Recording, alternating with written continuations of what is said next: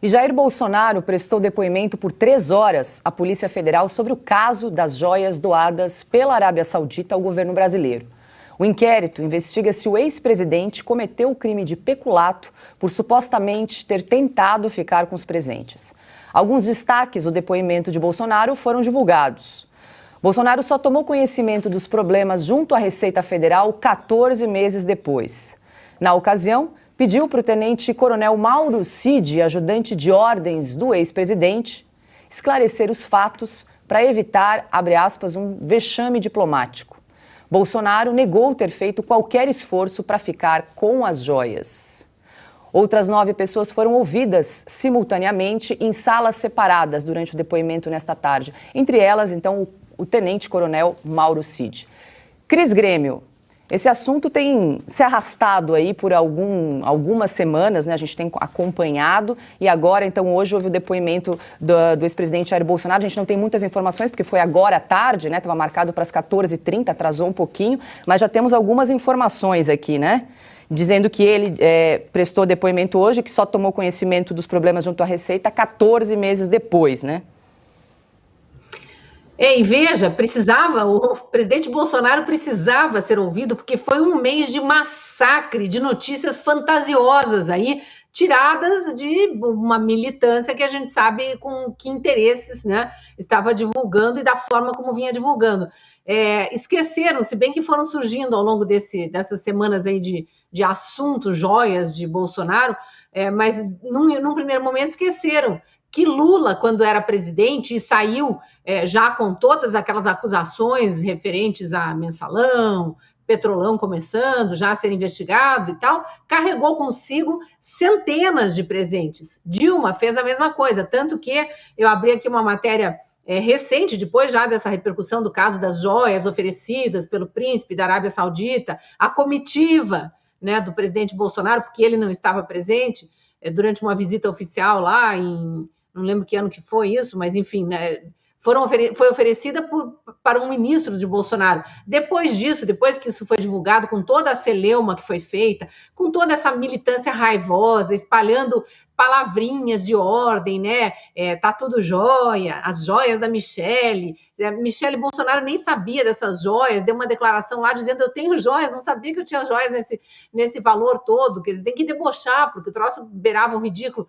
Aí saíram matérias aí nessa mídia do consórcio, dizendo: entenda a quem pertencem os presentes ofertados a presidente do Brasil. E eu estou com uma reportagem aberta aqui que fala o seguinte: Lula precisou devolver 360 presentes e Dilma 111 que eles, Lula e Dilma, tinham colocado no seu acervo pessoal, entendiam que era um pessoal, inclusive joias, e precisaram devolver depois dessa celeuma toda, porque foi explicado mais abertamente o que é acervo pessoal, o que não é. Então, assim, é no mínimo uma hipocrisia o que essa militância raivosa de extrema esquerda fez em relação a esse assunto. Se há erros cometidos no governo Bolsonaro, no governo Lula, no governo Dilma, que sejam corrigidos e que fique claro. Agora, que parem de colocar, como sempre colocam, 2 pesos e 2 medidas para casos muito parecidos, né? E aí você leu aí para nós que o presidente Bolsonaro, né, do que foi divulgado aí, falou que ele ficou sabendo, tomou conhecimento disso 14 meses depois e pediu para o seu ajudante de ordem, né, aliás, o tenente-coronel Mauro Cid, que foi extremamente perseguido e difamado pela mesma militância raivosa ideológica aí do PT, ainda durante o governo Bolsonaro, mas ele, Bolsonaro, pediu que o ajudante tentasse esclarecer os fatos que ele, Bolsonaro, ficou sabendo com 14 meses de atraso, para evitar, entre aspas, está aqui, um vexame diplomático, porque vamos olhar pelo olhar de governo. E aí pouco importa se é Lula, Dilma ou Bolsonaro. O governo do Brasil recebe de presente joias de um outro governo que é encaminhado através de um ministro de Estados que está lá nesse outro estado fazendo uma visita oficial, participando de um encontro de ministros de Minas e Energia. E ele não responde. Passa um ano e 2 meses, né, 14 meses o presidente Bolsonaro, e não responde. Imagine o que passou na cabeça do presidente Bolsonaro na hora que ele ficou sabendo dessas joias. Deve ter sabido que eram joias valiosas e nós nem agradecemos, nós não mandamos um recado oficial do governo brasileiro ao governo saudita. Então, aparentemente, pelo que a gente ficou sabendo aqui do depoimento do presidente Bolsonaro, essa foi a preocupação imediata que veio à cabeça dele. Nunca eu vou ficar com essas joias, ou eu vou dar para minha esposa, ou vai para acervo pessoal, não. Então, é muita picuinha em cima de algo menor. E o mais grave que eu acho, Paula, foi a tentativa de jogar tudo no mesmo balaio, né? Um governo, os isentões, né? Um governo que desviou R$1 trilhão, que foi esse o levantamento feito pela CPI do BNDES e pela Lava Jato, somados os rombos das duas investigações, R$1 trilhão. Esse governo que desviou R$1 trilhão é igual, em termos de criminalidade, a um governo que tentou ficar com um jogo de joias que foi dado de presente, achando que aquilo iria para o seu acervo pessoal. Se é que isso aconteceu, né? Então, sem equivalência moral, impossível comparar crimes, se é que no caso das joias houve crimes, saberemos com o desenrolar dessa investigação. Ana Paula Henkel, o inquérito aí da Polícia Federal tenta investigar, né, se o ex-presidente cometeu um suposto crime de peculato ao ficar com as joias da Arábia Saudita.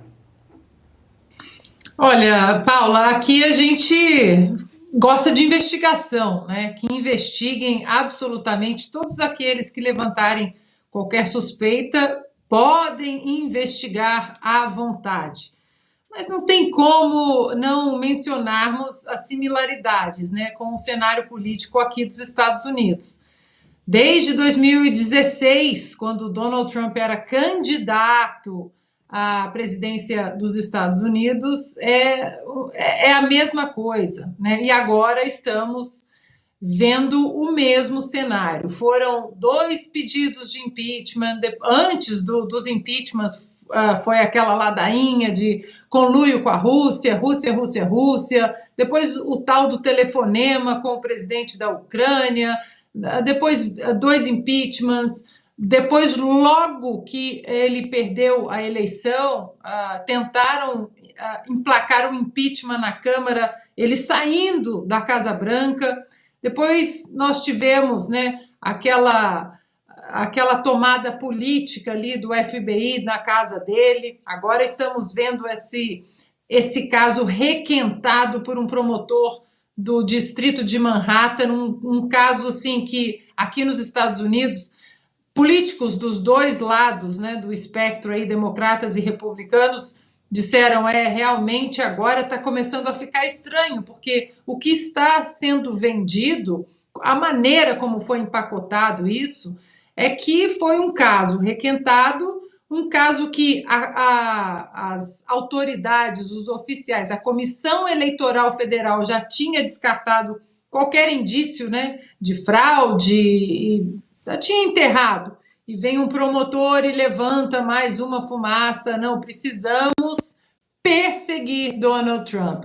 Então a sensação é a mesma, né? Parece que nós estamos vivendo 2 mundos paralelos, né? Brasil e Estados Unidos, 2 países que andam quase que 2 países muito diferentes, pessoas diferentes, ex-presidentes diferentes, mas que os cenários políticos, eles andam ali quase que de mão dada, né? E vai ser isso, porque assim como aqui nos Estados Unidos, o atual presidente do Brasil também é uma carreta furacão, né? Aqui também são 2 anos já de medidas econômicas, reformas sociais, crise histórica na fronteira sul, enfim, um total desgoverno Yankee, uma carreta furacão Yankee. E no Brasil é a mesma coisa. Então é preciso levantar esses espantalhos, né? Tentar colocar cortinas de fumaça usando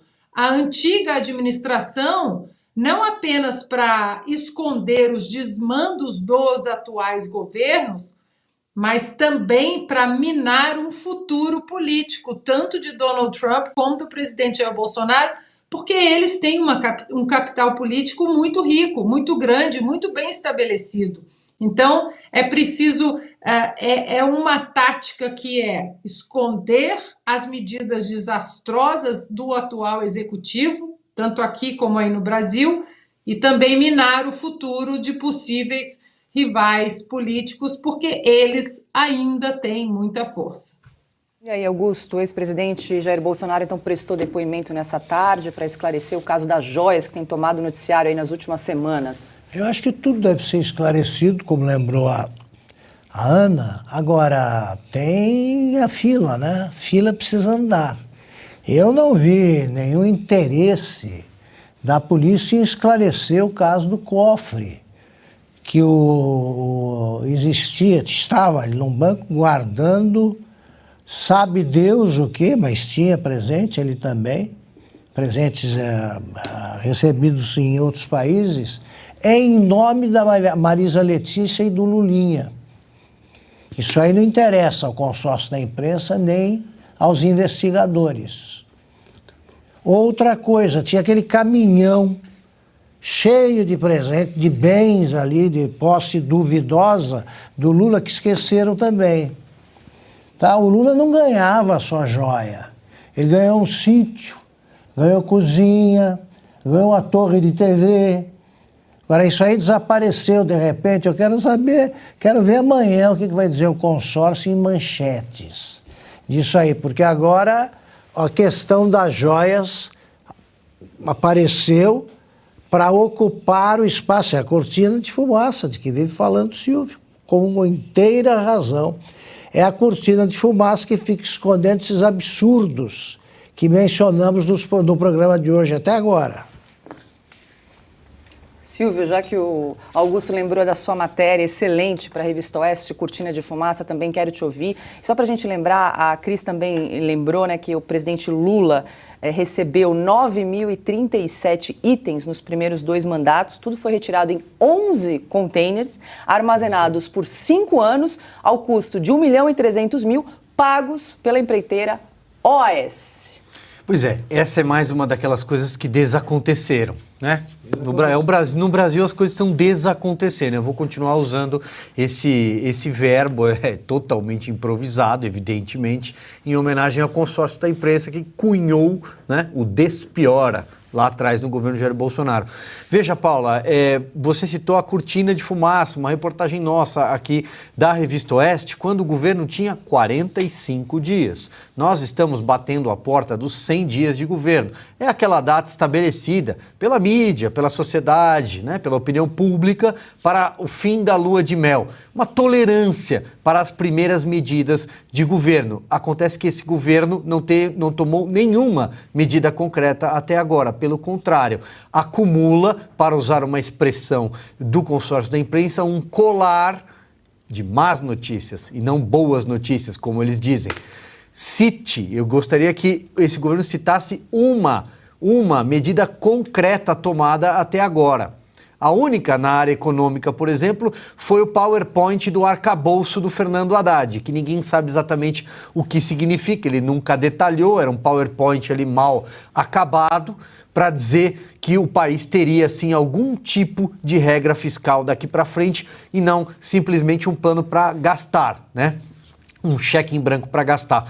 E veja, isso acompanha esse governo desde o primeiro dia. Quando surgiram as primeiras notícias de que ministros poderiam frequentar páginas policiais muito rapidamente, vieram as primeiras cortinas, né? Vieram ali a primeira leva de fumaça, todo mundo se lembra, meu Deus, os Yanomamis. E é claro que a gente tem toda a preocupação com a causa indígena, mas que era algo que já acontecia há décadas, mas era como se tivesse acontecido no governo Jair Bolsonaro. Surgiram 120 milhões de famintos no Brasil, pessoas passando fome, segundo Marina Silva. Né? Eles foram falar mal do Brasil lá fora, dizer que o meio ambiente, que a Amazônia estava pegando fogo, que o desmatamento tinha tomado conta da Amazônia durante o governo Jair Bolsonaro, e as coisas vão vindo. Aí acharam um baú de notas fiscais dos cartões corporativos do governo Jair Bolsonaro, que, mesmo tendo desembolsado muito menos do que nos anos do PT, onde inclusive houve a farra dos cartões corporativos e ministros perderam o emprego porque usavam cartão corporativo no free shop, com tapioca, para fazer festinha, né? No governo Dilma Rousseff, idem.